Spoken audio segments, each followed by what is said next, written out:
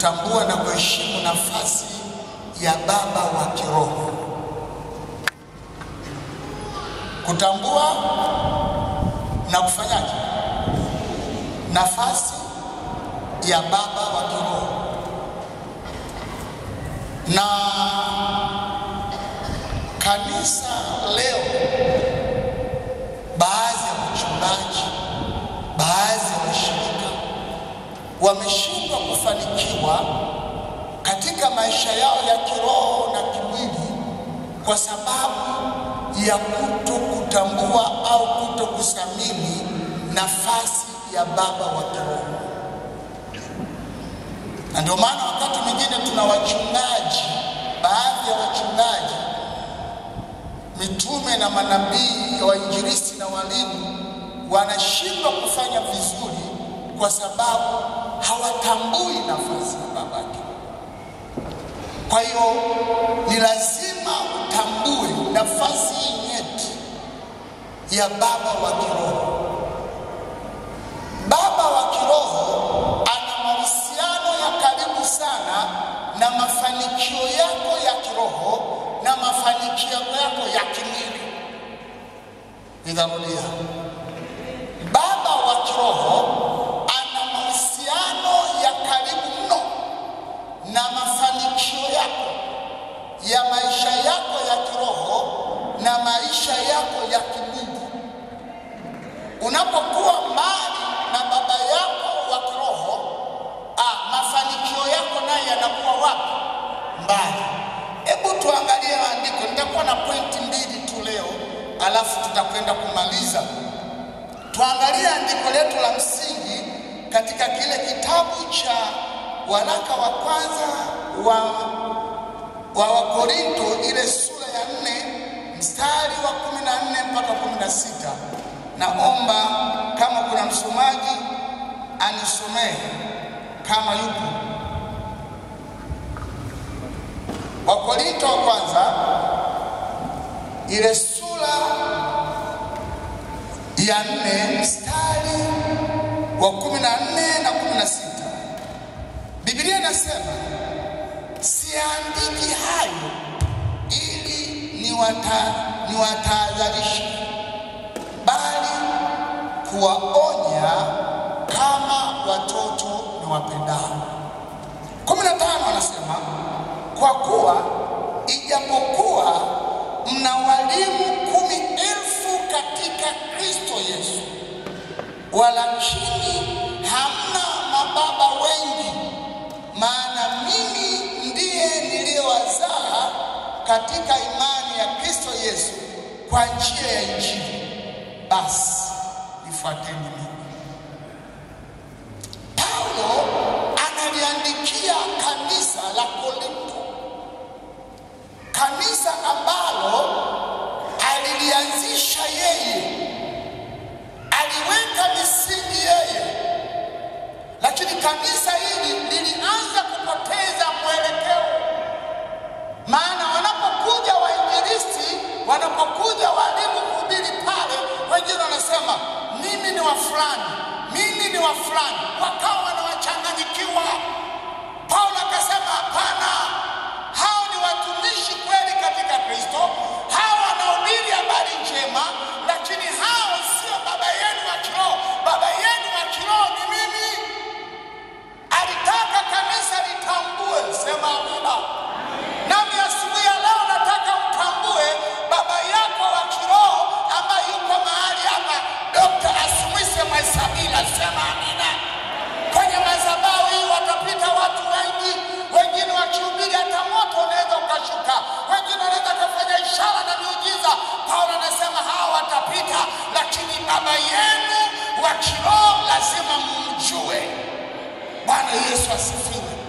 Kwa ni muhimu ufahamu hili, na unachokifahamu au usichokifahamu ni hichi kuhusu baba Mwaisabila.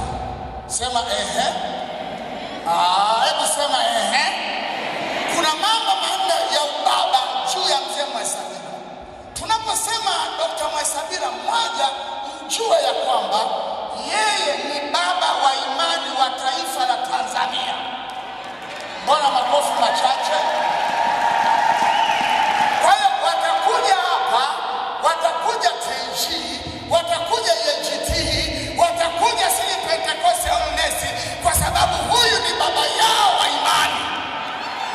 Yesu asifiwe.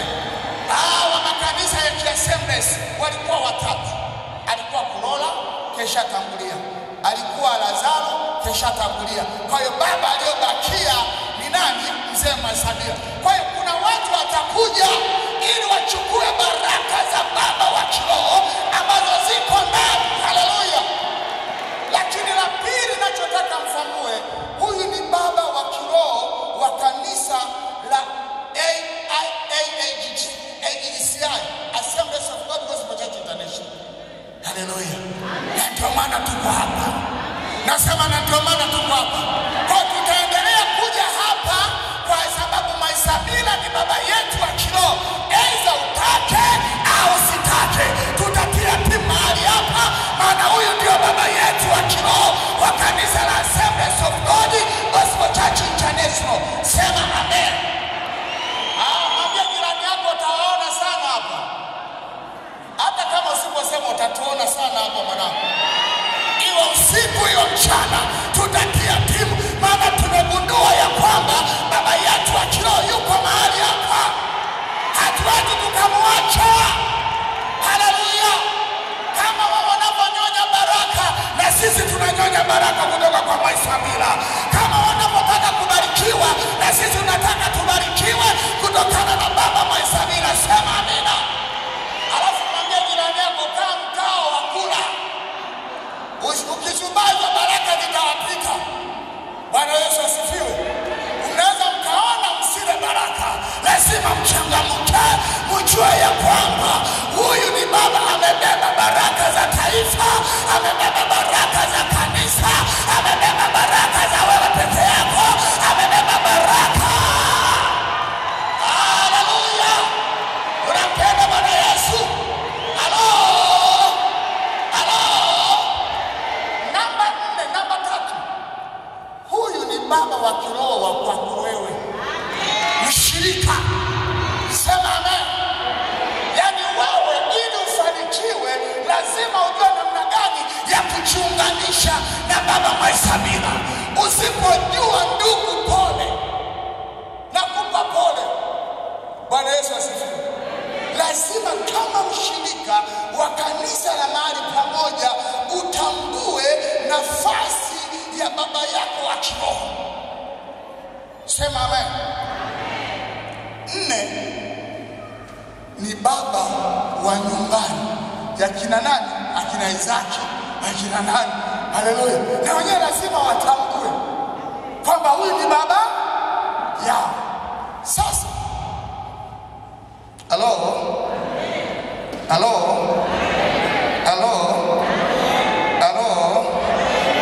Kuna mambo ya kujiepusha. Nakwambia leo sita kuchelewesha. Tunapiga hapa mara moja, atakuja mzee Chacha anaendelea. Bwana Yesu asifiwe. Kuna mambo ya kujiepusha. Mwambie jirani yako kuna mambo ya kujiepusha. Kila baraka ina tahadhari.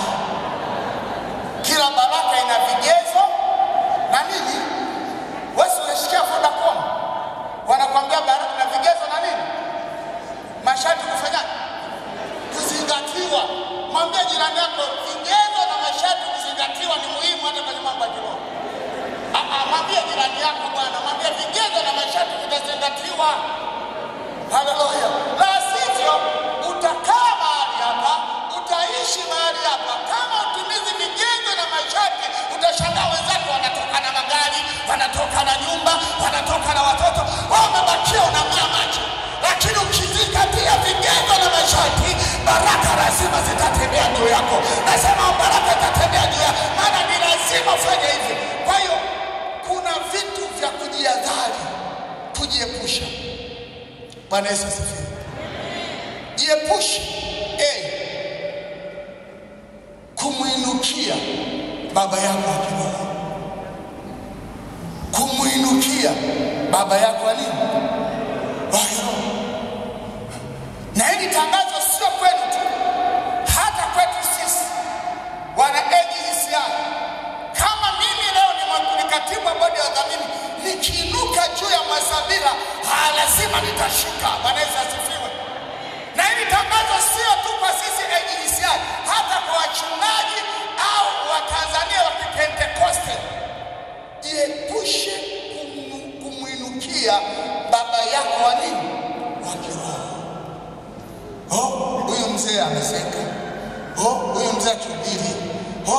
vya juu kuimba maneno madogo madogo.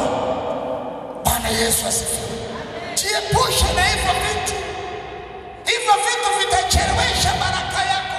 Hivyo vitu vitakuchelewesha mafanikio yako. Vya kuinua inuka, unamuinukia huyu mchungaji, oh baba huyu, hapana. Hebu tuangalie andiko. Tuangalie andiko. Timotheo wa kwanza sura ya 3:8-9. Kuinuka. Unapomwinukia baba yako wa kiroho, unamsaidia shetani kazi. Tarudia. Unapomwinukia baba yako wa kiroho, unamsaidia shetani nini? Kazi. Msomaji wangu amefika? Hatuna msomaji? Timotheo wa kwanza, Timotheo wa pili, sorry. Timotheo wa pili, ile sura ya 2, ule mstari, kuanzia mstari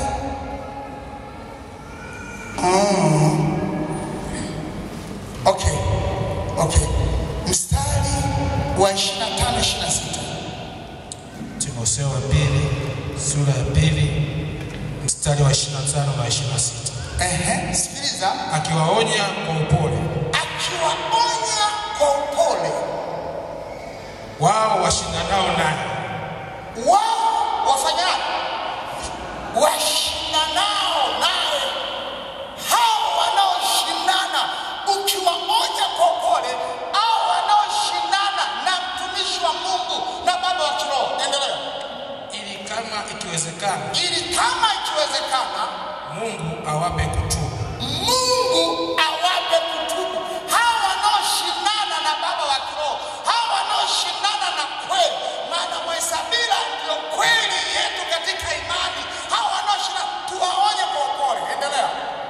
Na kuijua kweli. Na kuijua kweli. Bwana Yesu asifiwe. Endelea.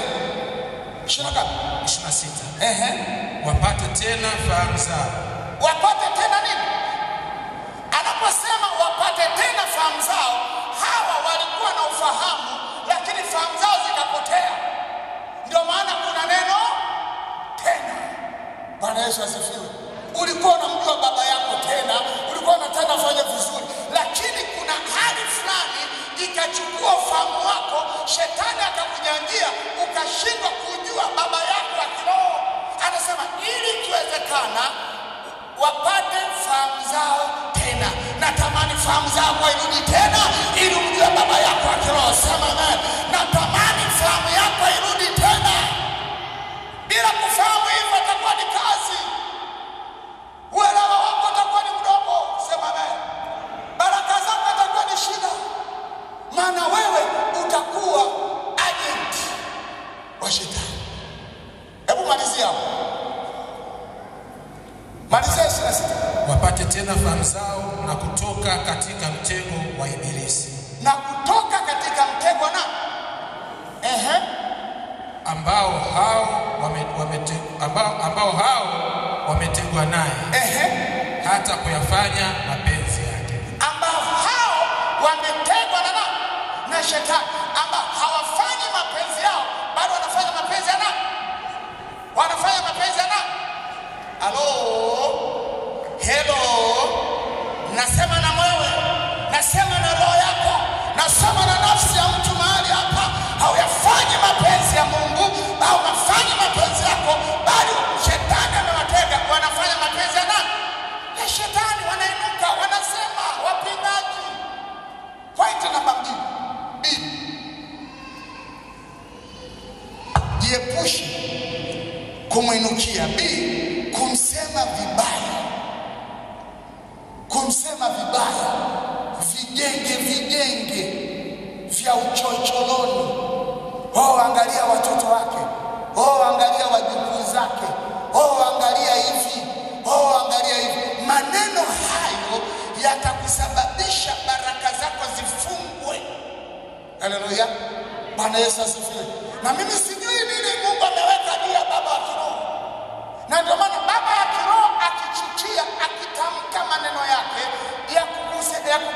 familia huwezi kufanikiwa, biashara yako haiwezi kufanikiwa. Kuna mahusiano kati ya maisha yako na maneno au na baraka za baba yako wa kiroho. Kwa hiyo ni muhimu ujue hili. Bwana Yesu asifiwe. Bwana Yesu asifiwe. Jiepushe maneno madogo madogo, umbea mdogo mdogo wa kumsema baba yako wa kiroho na mama, hata familia yake waombee. Haleluya. Yaani kuna watu wengine utasikia nikwambie, basi baba nikwambie mzee fulani, mzee wetu kasema hivi na hivi. Na unasema, unaposema na wewe umeingia kwenye nini? Kwenye mtego. Mimi nawaambiaga kanisani, mtu mbea atakapokuleta umbea kwako usipate shida. Mchemshie chai ya moto, alafu mpe kwenye kikombe cha nini? Cha bati. Alafu mpe na andazi la bakresa ambalo limepikwa mwezi mzima liko dukani. Wakati anaungua midomo ndo atajua umbea ni mbaya. Bwana Yesu asifiwe. Kuna watu midomo yao yani inasema vibaya, inanena vibaya. Ndugu, unajifungia baraka yako, unajichelewesha. Mwambie jirani yako acha kujichelewesha. Mwambie jirani yako acha kujichelewesha. Patia mkono jirani yako. Hata ukimwona jirani yako achangamki, uwe na wasiwasi naye. Kani nimeanza kushtuka, unajua kuna wengine tunao lakini hatunao. Sasa hao watu mpe jirani yako, mwambie acha kujichelewesha. Acha kujichelewesha. Patia mkono, sasa hivi hakuna corona. Mwambie acha kujichelewesha kwa maneno ya kanisani ya kumsema babako wa kiroho. Lakini mwisho, pointi ya mwisho kabla sienda namba 2 au 3 ni kupingana na baba yako wa kiroho. Kila kitu unapinga, michango unapinga, ujumbe unapinga, hata harusi si ajabu ulipinga, siji nini. Yaani wewe ni mtu wa kupinga tu. Vitu hivi ni hatari. Yaani baba anaposimama hapa, baba yako kile anaposema hapa, yaani wewe unapinga tu. Kuna kanisa moja na kwetu hivi miaka ya zamani, kuna mzee mmoja wa kanisa, kwa mchungaji anapohubiri kama ujumbe ni mzuri anafanya hivi. Kwa hiyo akifanya hivi mkono, watu watajua kwamba leo mchungaji anahubiri nini? Vizuri. Kwa hiyo asipofanya hivi mkono, watu wanajua kwamba leo mchungaji hajafanyaje? Leo hajahubiri vizuri. Haleluya. Sasa mchungaji akashangaa. Yule baba akisema hivyo watu lakini asiponyanyua mkono, kanisa zile, hata mchungaji sema Bwana asifiwe. Jamani, Bwana asifiwe. Jamani, Bwana asifiwe. Au yule mzee wa kanisa yuko hapa, ni wewe mzee, basi fanye basi mkono na sisi tutaweza kusema amina. Haleluya. Nimekwambiaje, sisi hapa kwa baba yetu tutakuja sana, utatuona sana, na tunawekezana ili tupate baraka zote. Sio sisi tunabarikiwa, nyinyi mbarikiwe. Amen. Haleluya. Kwa hiyo sasa ni kupingana. Hebu tupate andiko. Mwenyekiti namaliza muda sio mrefu. Tupate andiko Timotheo sasa. Timotheo ile wa 2 sura 3 mstari wa 8 na wa 9. Wapingaji. Kila kitu unapinga. Wazee wa mzee akichagua wazee wa kanisa unapinga, akichagua mashemasi unapinga, akichagua viongozi unapinga. Yaani wewe ni mtu wa kupinga tu. Haleluya. Bwana Yesu asifiwe. Hebu naomba nisome Timotheo wa 2 sura 3 mstari wa 8. Na kama vile Yane na Yambre, walipopingana na Musa,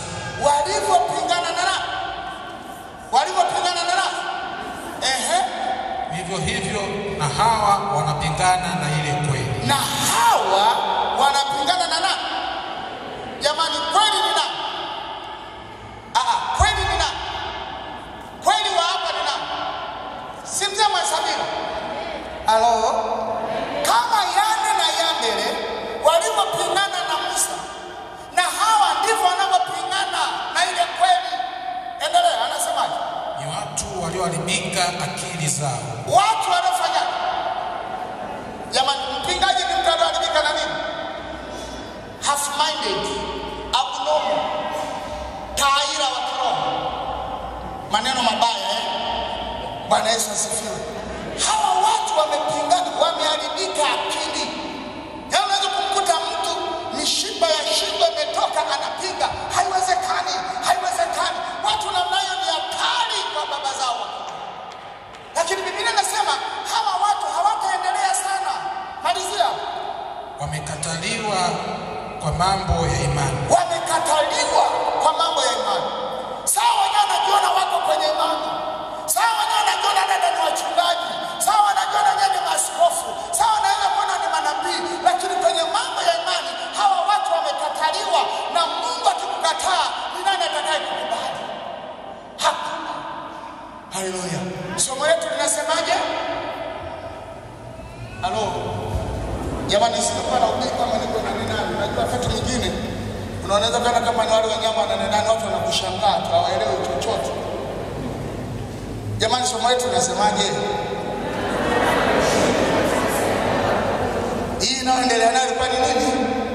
Kujiadhari, sio? Kujiepusha. Hizi ni indicator. Mataa. Hii ni taa ya njani na kutahadharisha. Bwana Yesu asifiwe. Kama Yane na Yandere walivyopingana na Musa, wakaipinga ile kweli, ndivyo watu hawa wameharibika akili na upumbavu wao utaonekana dhahiri. Sema amen. Sema amen. Sema amen. Bwana Yesu asifiwe.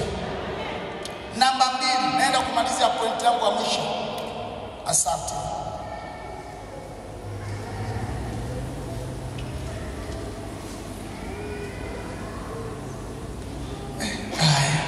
Bwana Yesu asifiwe.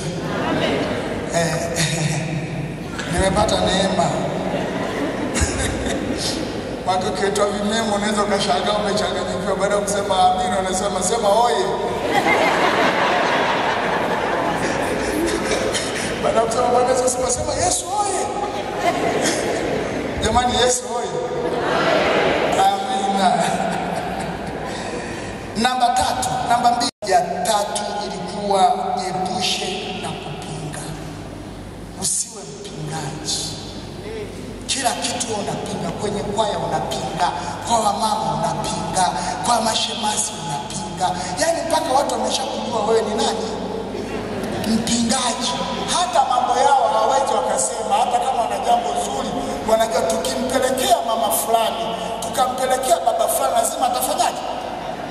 Hawa hapa kwenu hawapo, wako kwetu Dodoma. Kwenu nyinyi mko vizuri sana. Bwana Yesu asifiwe. Amen. Nataka nizungumzie pointi ya 2, kutafuta mpenyo ndani ya moyo wa baba yako wa kiroho ili uteke baraka. Kuheshimu na kutambua nafasi ya nini? Ya baba wa nini? Wa kiroho. Lakini ziko namna za kuweza kuchukua hizo baraka ndani ya moyo wa nani? Wa baba wa kiroho. Namna gani unaweza ukatafuta kuchukua baraka ndani ya moyo wa baba yako wa kiroho? Ni kweli wote nyinyi ni baba zenu, ni baba yenu. Sisi sote ni baba yetu. Na taifa la Tanzania ni tofauti. Lakini kuna namna ambayo unatakiwa ujue wewe peke yako, namna gani ya kutafuta baraka kutoka kwenye moyo wa nani? Wa baba yako wa kiroho. Na ili wakati mwingine watu hawajui, watu hawafahamu. Haleluya. Amen. Tumeimba hapa wimbo wanakwaya wameimba barikiwe mpaka ushangae. Ndugu yangu, huu ni wimbo tu. Utazungoja hizo baraka mpaka mvi zitatoka kama za kwako. Huwezi kaziona. Bwana Yesu asifiwe. Mimi sijui kama unanifahamu. Nasema hivi, unaweza kaambia ubarikiwe mpaka ufanyaje? Na kweli utashangaa, maana haziji zinapita kwa nani? Kwa wenzako. Iko namna ambayo unaweza ukaitafuta baraka kwenye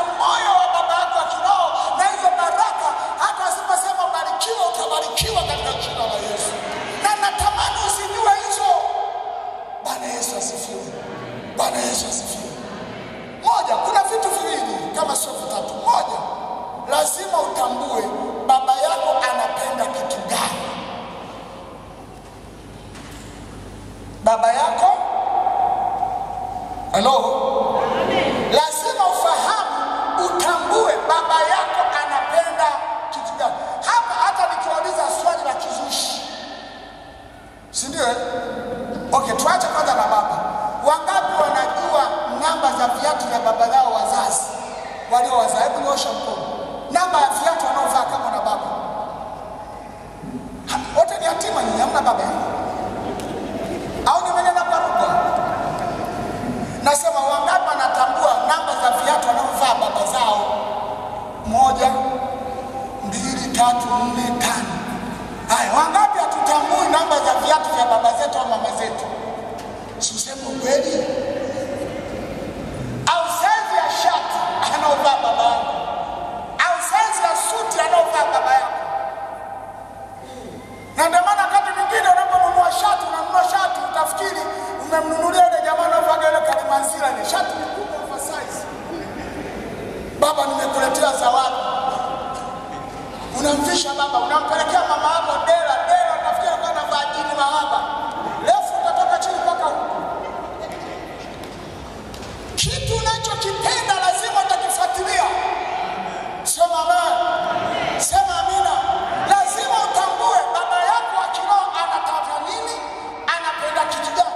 Mavazi anapenda kuyavaa, vyakula anapopenda kula na vyakula ambavyo anapofurahia. Haleluya. Wangapi wananielewa? Na hii ni muhimu kwa baba yako wa kiroho, hata kwa baba yako na mama yako wa kimwili. Bwana Yesu asifiwe. Hao wazazi wote wana baraka. Na nimesema tushauri ya muda kwa sababu ya muda, lakini kuna baraka za baba kimwili na wazazi wa kimwili, na kuna baraka za wazazi wa nini, wa kiroho. Sasa hivi nazungumza kiroho, lakini kuna wengine hapa mama zao hawajapigia simu hata mwaka mzima. Wakipiga simu kulalamika tu, baba mama naye maisha magumu, surudu karibu mengine kwenu kwa vijijini. Acha kuzingua. Kwa maisha magumu. Yeye alipokuzaa kutunza akakwambia maisha magumu. Bwana Yesu asifiwe. Au baba akiwa huyu mzee anapiga magoti kuanzia asubuhi. Na nimeshuhudia mwenyewe wakati alipokuja Dodoma. Akifika Dodoma anafikia hapa. Saa 11 ule mzee kamka. Saa 10 kamka. Tuna morning glory pale. Mzee kapiga magoti ni saa hili. Limoja kapiga, na sio kama anashangaza, anakuombea. Lakini hata ujui anachokipenda au anachokifurahia. Sema amen. Sema amen. Sema amen. Hebu tuunga mkono wako. Haleluya. Tunahubiri huku tunacheka. Tuhubiri utafikiri tumekula ukwaju, kila mmoja kanuna mashavu ya mivimbo, nafikiri tunacheka. Kwani hapa hili jengo la kwetu, muda wa kwetu, vyombo vya kwetu, hatudai kodi hapa. Sio mhubiri na ubiri ni mtu kanuna kweli. No, basi cheka. Kucheka na kwenye afya. Yaani mwingine akisema naona cheka nini sasa, kuenda na kuchekesha. Wacha fly. Baba oyo.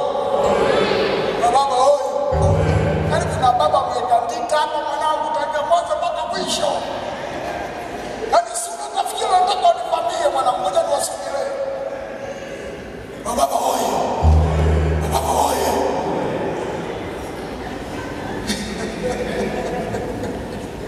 Bwana Yesu asifiwe. Bwana Yesu asifiwe. Kwa lazima utambue nini baba wa kiroho anataka, nini baba wa kiroho anafurahia. Hata nikauliza wangapi mzee Mwaisabira anavaa viatu namba ngapi? Suti anavaa namba ngapi? Chakula gani anapenda? Haleluya. Ili uingie kwenye moyo wa baba wa kiroho. Bwana Yesu asifiwe. Lakini namba 2 yake, lazima utambue kitu gani baba hapendi. Halo? Lazima utambue kitu gani baba hapendi. Ukitambua kitu gani baba hapendi, utajiepusha kukifanya. Kama mimi nimeshatambua Mzee Mwasabira hapendi kuchelewesha muda. Na sio hapa tu, hata kifika nyumbani. Nasikia, wewe mama Wini, nikifika saa mimi siri chakula chako. Kwa hata mke wangu anajua kuna vitu baba afanyaje. Sasa kama wewe ni mtoto lazima utambue vitu gani baba apende alafu vifanye. Nataka nikamalizie, kuna kitu nataka tukafanye. Haleluya. Fungua andiko. Kitabu kile cha, naomba msomaji hapo. Kitabu kile cha Mwanzo ile sura ya 27 mstari wa 3 na wa 4.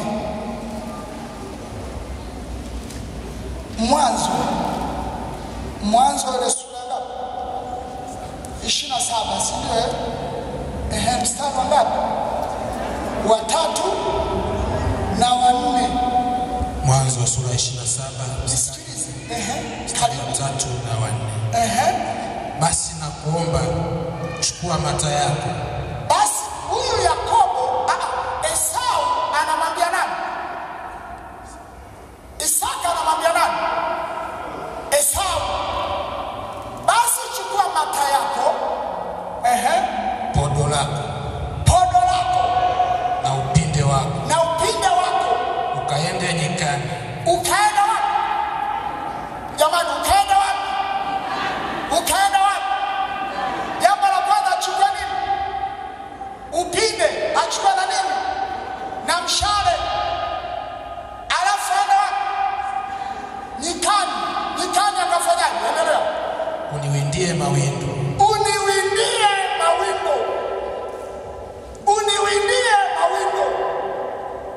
Haleluya. Malizia. Ukanifanyie chakula kitamu namna ile niipendayo. Ukanifanyie chakula kitamu ambacho nini? Chakula kitamu ambacho moyo wangu unataka. Ukaniletee ili nile. Ili afanyaje? Akishakula alala.